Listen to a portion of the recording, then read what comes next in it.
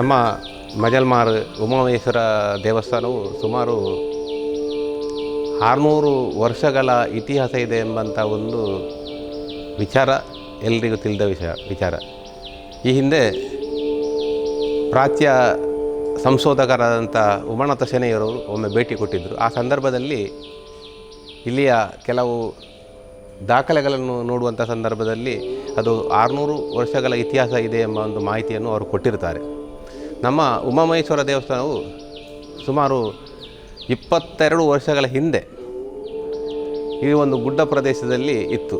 ಇಲ್ಲಿ ದೇವಸ್ಥಾನದ ಕುರುಹುಗಳು ಮಾತ್ರ ಇದ್ದಂಥ ಒಂದು ಸಂದರ್ಭದಲ್ಲಿ ಸ್ಥಳೀಯರಾದಂಥ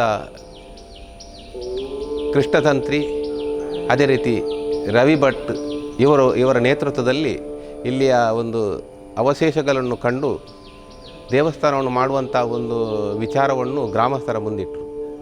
ಆ ಸಂದರ್ಭದಲ್ಲಿ ಎಲ್ಲ ಗ್ರಾಮಸ್ಥರು ಸೇರಿ ದೇವಸ್ಥಾನದ ಅಭಿವೃದ್ಧಿಯ ಚಿತ್ತವನ್ನು ಹರಿಸಿದರು. ನಮ್ಮ ಈ ದೇವಸ್ಥಾನವು ಆರಂಭ ಆಗುವುದಕ್ಕೆ ಮೂಲವಾಗಿ ನಾವು ಮೂಲ ಬಂಡವಾಳ ಮುಷ್ಟಿ ಅಕ್ಕಿ ಎಂಬಂಥ ಒಂದು ಹೊಸ ವಿಚಾರವನ್ನು ಮುಂದಿಟ್ಟು ನಮ್ಮ ದೇವಸ್ಥಾನದ ಅಭಿವೃದ್ಧಿಯನ್ನು ಮಾಡಲಿಕ್ಕೆ ಆರಂಭ ಮಾಡಿದೆವು. ಆ ಸಂದರ್ಭದಲ್ಲಿ ನಮಗೆ ಸಂಕ್ರಾಂತಿಯ ದಿವಸ ಸುಮಾರು 10 ಕ್ವಿಂಟಾಲ್ಗಿಂತಲೂ ಹೆಚ್ಚು ಮುಷ್ಟಿ ಅಕ್ಕಿ ಬರ್ತಾಯಿತ್ತು. ಇದೇ ಈ ಒಂದು ಮುಷ್ಟಿ ಅಕ್ಕಿಯಿಂದ ನಮ್ಮ ಈ ದೇವಸ್ಥಾನದ ಅಭಿವೃದ್ಧಿ ಆರಂಭವಾಯಿತು. ಬಳಿಕ ಸುಮಾರು 13 ವರ್ಷಗಳ ಹಿಂದೆ ನಮ್ಮ ಈ ದೇವಸ್ಥಾನದ ಬ್ರಹ್ಮಕಲಶದ ಒಂದು ಕನಸನ್ನು ನಾವು ಕಂಡಿದ್ದೆವು. ಪ್ರಥಮವಾಗಿ ಕೃಷ್ಣತಂತ್ರಿಯವರು ದೇವಸ್ಥಾನದ ಅಭಿವೃದ್ಧಿ ಸಮಿತಿ, ಅದೇ ರೀತಿ ನಮ್ಮ ದೇವಸ್ಥಾನದ ಬ್ರಹ್ಮಕಲಶೋತ್ಸವದ ವಿಚಾರದಲ್ಲೂ ಮುಂದಿದ್ದರು.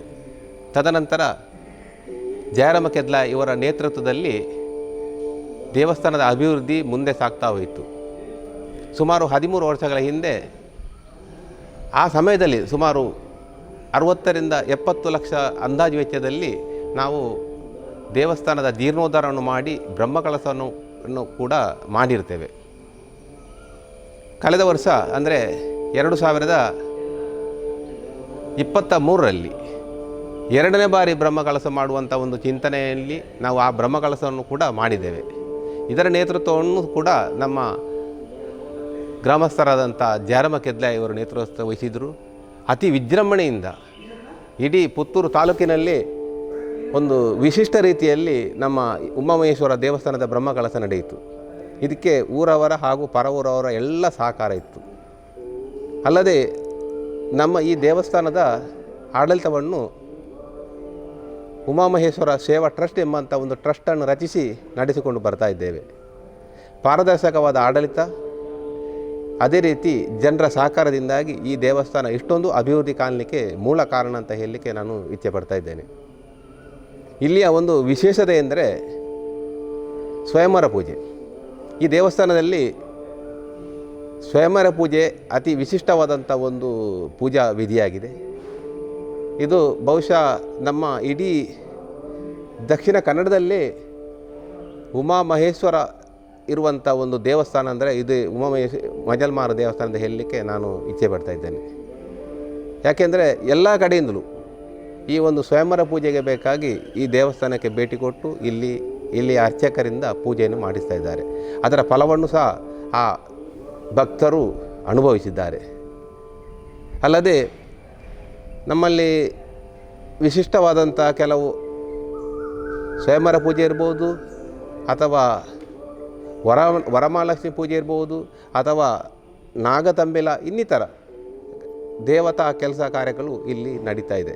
ಇದಕ್ಕೆಲ್ಲ ನಮ್ಮ ಊರವರ ಹಾಗೂ ಪರವೂರ ಭಕ್ತರ ಸಹಕಾರ, ಅದೇ ರೀತಿ ಇಷ್ಟೊಂದು ಮುಂದುವರಿಲಿಕ್ಕೆ ಈ ದೇವಸ್ಥಾನದ ಅಭಿವೃದ್ಧಿಗೆ ಶ್ರೀದೇವರ ಒಂದು ಆಶೀರ್ವಾದದಿಂದಲೇ ನಡೀತಾ ಇದೆ ಎಂಬಂಥ ಒಂದು ಭಾವನೆ ನಮಗೆಲ್ಲರೂ ಬಂದಿದೆ. ಯಾಕೆಂದರೆ ನಾವು ಇಲ್ಲಿ ಯಾವುದೇ ಒಂದು ಕೆಲಸ ಕಾರ್ಯ ಆಗಬೇಕು ಅಂತ ಒಂದು ದೇವರಲ್ಲಿ ಪ್ರಾರ್ಥಿಸಿದರೆ ಆ ಕೆಲಸ ಕಾರ್ಯ ನಿರ್ವಿಘ್ನವಾಗಿ ನಡೀತದೆ. ಕಳೆದ ವರ್ಷ ಬ್ರಹ್ಮಕಲಶದ ಸಮಯದಲ್ಲಿ ನಾವು ಈ ದೇವಸ್ಥಾನದಲ್ಲಿ ಒಂದು ಪುಷ್ಪರಥವನ್ನು ಸಮರ್ಪಿಸುವಂಥ ಒಂದು ಆಲೋಚನೆ ಮಾಡಿದೆವು. ಅದು ಸಹ ಕಳೆದ ಬಾರಿ ಕೂಡಿ ಬಂದಿದೆ. ಇನ್ನು ಮುಂದಕ್ಕೆ ಕೆಲವೊಂದು ಅಭಿವೃದ್ಧಿ ಕೆಲಸಗಳು ಆಗಬೇಕಾಗಿದೆ. ಈ ಎಲ್ಲ ಅಭಿವೃದ್ಧಿ ಕೆಲಸಕ್ಕೆ ಊರವರ ಹಾಗೂ ದಾನಿಗಳ ಸಹಕಾರವನ್ನು ಕೋರುತ್ತಾ, ಅದೇ ರೀತಿ ನಮ್ಮ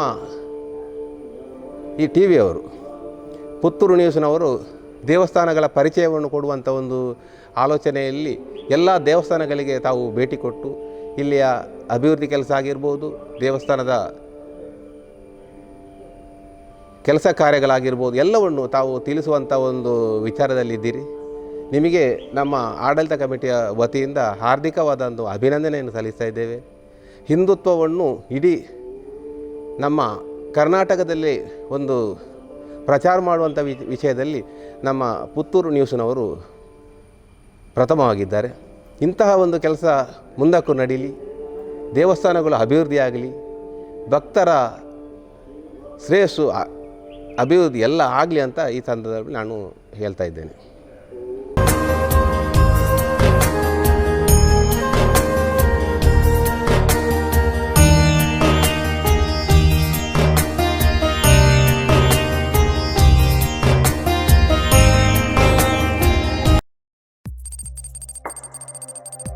ವಸ್ತುನಿಷ್ಠತೆ, ವಿಶ್ವಾಸಾರ್ಹತೆ, ನಿಖರತೆಗಾಗಿ ನೋಡ್ತಾ ಇರಿ ನ್ಯೂಸ್ ಪುತ್ತೂರು, ಜನಮನದ ಪ್ರತಿಧ್ವನಿ.